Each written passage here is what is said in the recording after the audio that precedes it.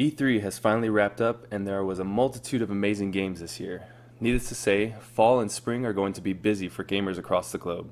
But today, we're going to talk about EA and BioWare's collaboration piece known as Anthem. We all saw the teaser trailer last year and the Stronghold multiplayer gameplay this year at E3. But what does this whole world really have in store for us? I'm Sir Mav, and today we're going to deep dive into what we know so far.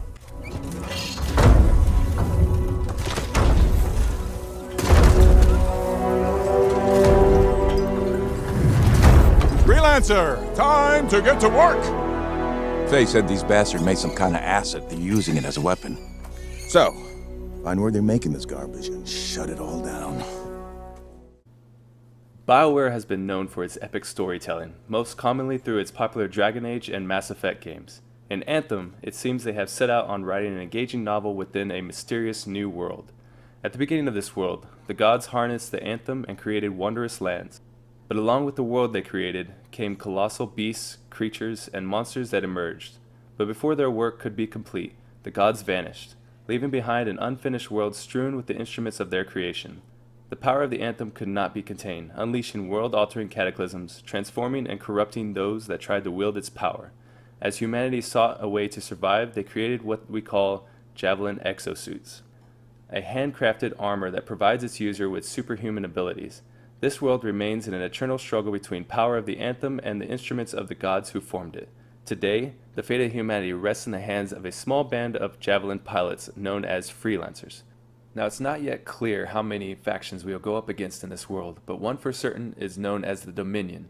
The Dominion is said to be an ancient enemy of the freelancers looking to harness the power of the Anthem for destruction and rule. Sounds like a formidable foe indeed. Now let's talk the world of Anthem. First off, this world looks absolutely amazing. There just looks to be so much to explore in this world, and it makes you just want to get lost in it immediately. Now, the devs have made this world truly unique in that this world is alive on its own thanks to dedicated servers, meaning that no matter where you are on Earth, in the real world, the world of Anthem will look the same for every player in it. So if you and your friend are playing at the same time, you will both see that it's daytime or it's nighttime, or you'll see the same weather elements. It was stated that this world is truly dynamic and contains working ecosystems that change your approach of how you take on certain enemies and even different missions. So I can imagine there's some kind of elemental mechanic being involved or the shifting of the world in some way. Now, there hasn't been much talk on biomes yet. We've all seen the lush green tropical biome that we see in the gameplay trailer, but I'm still hopeful that we'll see mountains, deserts, and other biomes within this world. After talking to Mark Dara, the executive producer of Anthem, it doesn't seem like they are quite ready to reveal the entire world of Anthem just yet, so more to come on biomes and operating systems as they come forward. Now, with the talk of matchmaking, it seems that the world will operate similar to Destiny in the sense that other players can see each other as they roam across the world. So you'll be able to free roam with other players and potentially make new friends along the way. At initial launch, you will have two bases within this world. You'll have Fort Tarsus, where the free people have held up to survive the world because it's dangerous out there, and what they call a Strider, basically your mobile walker base, where you'll be able to interact with NPCs and switch out javelins. This is where your interaction with the story will take place and how your actions will impact the world around you. Which leads me into your pilot character. In this shared world action RPG, you will play as what they are calling a freelancer. This is essentially your pilot that operates your javelin collection within this amazing open world. There will be 4 javelins at launch. Whether there is going to be more is yet to be determined. You have the Ranger, which is a more balanced all-around style javelin. This is also the first javelin you will operate within the game, likely due to its balanced features. The last 3 are the Colossus, Interceptor, and finally the Storm, which you will acquire as you progress through the story. It definitely seems like the team is going with your more typical RPG archetypes. The Colossus is your tank, able to take a beating and up front and center with your enemies and battle as so you choose. There is still little known about the Interceptor and Storm, but they will likely fall under the Rogue and Mage archetypes. The Interceptor being a quick, agile javelin, while the Storm seems to operate more as a glass cannon, dealing blows from afar while hovering across the battlefield. Now, I can't go on without also mentioning here that you won't be able to fly forever in your javelin. There's a cooldown mechanic that shows up in the middle of your screen letting you know when your engines are about to overheat. A cool feature of this is by ducking down in a waterfall or underwater cools down your jets, allowing you to go further across the terrain. Otherwise, you'll have to land for a bit to cool down. The same goes for the javelin while you're underwater, so obviously our javelin is an enabled diving suit.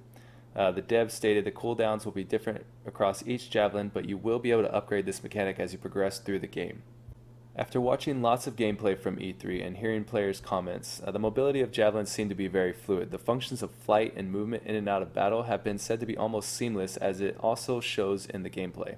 A player can inadvertently cycle back and forth from flying to hovering to ground pounding the nearest enemies down below. And yes, if you wanted to ground pound a Scar in an all-pink Colossus, they have made that possible. Customization looks to be an immense part of Anthem, as the devs want to make each of your javelins truly your own when you go out into this world. Customization and vanity items will allow each player to create their own unique style.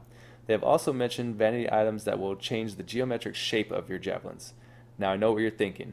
What am I going to have to pay, and are there loot boxes?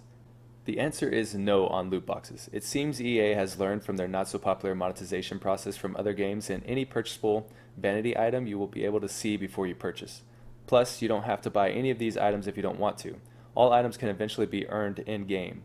So no pay to win factor, these items will all be cosmetic and not impact progression of your character. How long you'll actually have to grind for said items is still being determined. This, of course, goes in line with their free DLC business plan, as they want to continue to add on to the story time and time again without constricting players. This deep customization model will allow you to express yourself not only in how your javelin looks, but also how they move and fight. So Mark also covered a lot on progression on Twitter, but some key notes were that this will definitely be a looter type action RPG. One thing that was great to hear is that time in our javelins does not hinder your progression for other javelins. Progression is grounded around your pilot. So nothing like Destiny, where you choose either a Warlock, a Hunter, or a Titan, and you're stuck in leveling up just that sole character. If you're anything like me, I created all three in Destiny because I love switching up my style of play. On top of that, progression of the javelins will be driven through the weapons and gear you pick up from enemies, treasures, or the completion of the missions within the world. And as of right now, there has been no talk of a trading system within the game, at least as of the initial story. So we could see this added on within the endgame, but nothing is set in stone so far. My overall impression, I love the look and feel of this game, and I can't wait to play the demos they plan to launch before the game comes out and get immersed in the world of Anthem. There still is much to learn about Anthem, but really my only complaint is the way the damage output numbers were displayed within the gameplay demo. Especially when combo popped up all over the place, I just think this takes away from the sense of immersion within this crazy new world. The dev team has already received similar feedback on this and is looking into a solution to make their font or damage output different, and even possibly have a choice of whether to take it out or leave it in, depending on the playing style you want. If you haven't already seen, there are 2 packages for pre-order right now. I've placed them on the screen for you to see. Now, this is of course entirely your choice on pre-ordering this game, but just know that this is the only way you can get access to the beta testing demos that are set to come out before the game is released on February 22nd, 2019. And that's what we know so far. If you enjoyed this video, give us a like, and subscribe for future gaming content and updates. Let us know down in the comments section what future videos you would like to see for Anthem, and any questions you may have. Until next time, gamers, this is Sir Mav, signing off.